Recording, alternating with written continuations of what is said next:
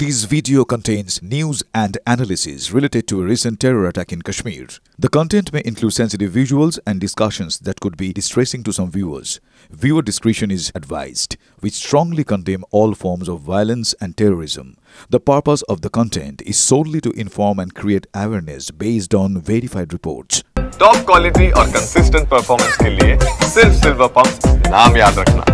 দেখুন মাননীয় প্রধানমন্ত্রীও আগে ঘোষণা করে দিয়েছেন পহেলগাঁও ঘটনা নিয়ে যে যোগ্য জবাব হবে, ঘরে ঢুকে মারবো আমরা। এখন আমাদের সেনারা তো আরো এগিয়ে গেছেন, এক্সপার্টরা বলছেন যে ঘরে নয় বাথরুমে ঢুকে মারবো, কারণ ভিতরে বাথরুমের মধ্যে ঢুকে যায়। তো ভারতবর্ষে এটা হচ্ছে মুড এখন, আর এটা বলা নয়, যা করেছেন যারা সমালোচনা করতো বা পুরনো ভাবধারায় আছে তারা বুঝতেও পারেনি যে ভারত কি করেছে। এখন ভারত কি করেছে দুদিনে সেটা সারা দুনিয়া বুঝতে পারছে। পাকিস্তানের তো মুখ বন্ধ, তাদের যারা হাওয়া দিত, আর্থিক সাহায্য করতো, অস্ত্র তাদের মুখ বন্ধ, এবং যারা যুদ্ধের লাভ নিত দুনিয়াতে যুদ্ধ হয় তাদেরও মুখ বন্ধ। তারা বুঝতে পেরেছে কি মারটা দিয়েছি, এবং আজকের ভারত কি এই ঘটনা থেকে সারা দুনিয়া বুঝে গেছে। দিয়ে দিতেই হবে, সুপ্রিম কোর্ট জানিয়ে দিল। রাজ্য সরকারের কাছে খুব চাপ, রাজ্য সরকার বলেছে এক্ষুনি যদি পুরো দিয়ে দিতে হয় আমার কোমর ভেঙে যাবে, আমি রাজ্য চালাতে পারবো না। এটা প্রথমবার নয়, এর আগেও আদালত বলেছে দিয়ে দিতে হবে, আর এ সরকার মানেনি, একই যুক্তি দিয়েছে যে আমাদের কাছে পয়সা নেই তাহলে সরকার চালাতে পারবো না।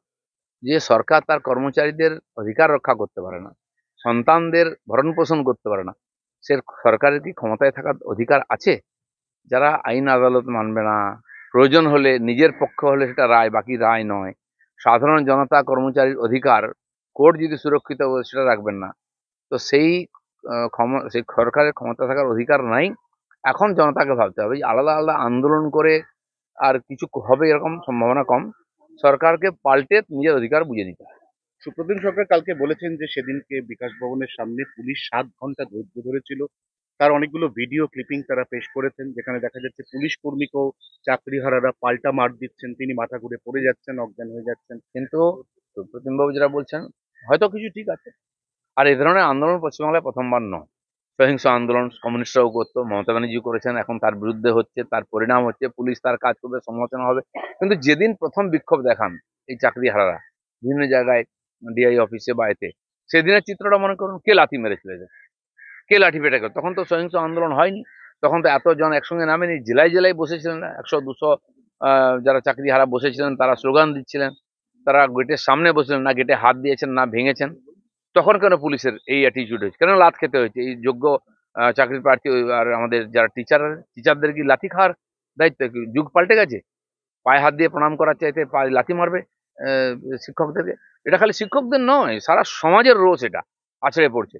সেই জন্য তারা যেটা যুক্তি দেখাচ্ছেন, এই কুযুক্তি চলবে না। আর এসপার ওসপার করো, যেটা আমারও মত যে কোর্টে গিয়ে সরকারের বলা উচিত যে এই হচ্ছে 18,000 যোগ্য প্রার্থী, যাদের আপনি চাকরিটা দেওয়ার অনুমতি দিন, আমরা এদেরকে চাকরিতে ঢুকিয়ে এদের বেতন দেওয়া শুরু করছি। কোর্টের বাইরে যেতে পারবেন না। উনি পারবেন? উনি বলছেন দিয়ে দিতে পারবেন না। উনি পারবেন ওই 18,000 লোককে চাকরি দিতে কোর্টের ইচ্ছার বাইরে? তো সেই জন্য মানতেই হবে, ওনার পক্ষে হলে ঠিক, বিপক্ষে হলে ঠিক নয়, এটা চলতে পারে। সব্যসাচী দত্ত শুধু কি উদ্দেশ্যে গেছিল বলে আপনার মনে হয়? আমার জানা নেই, আমি দেখিনি কি উদ্দেশ্য, এটা আমার জানা নেই। ওনাকে জিজ্ঞেস করা উচিত ওনার উদ্দেশ্য কি ছিল। সেটা অনেকটা অভিব্যক্তিতে বোঝা গেছে যখন আপনাদের সঙ্গে কথা বলছিলেন, যে ভাষা উনি প্রয়োগ করেছেন। তো সেই জন্য হতে পারে উনি ওখানে কাউন্সিলর, তার মানে উনি যা ইচ্ছা করবেন না। আন্দোলন করছে যারা, তাদের ওটা সেন্টিমেন্ট আছে, তারা তো রোদ্রে জলে বসে আন্দোলন করছে, তাদেরকে উস্কে দেওয়ার কি দরকার আছে? আর উনি কি কি তার সমাধান করতে পারবেন? আননেসেসারি এ ধরনের কন্ট্রোভার্সি তৈরি করা আমার মনে হয় খবরে থাকার জন্য অনেকে করতে হয়।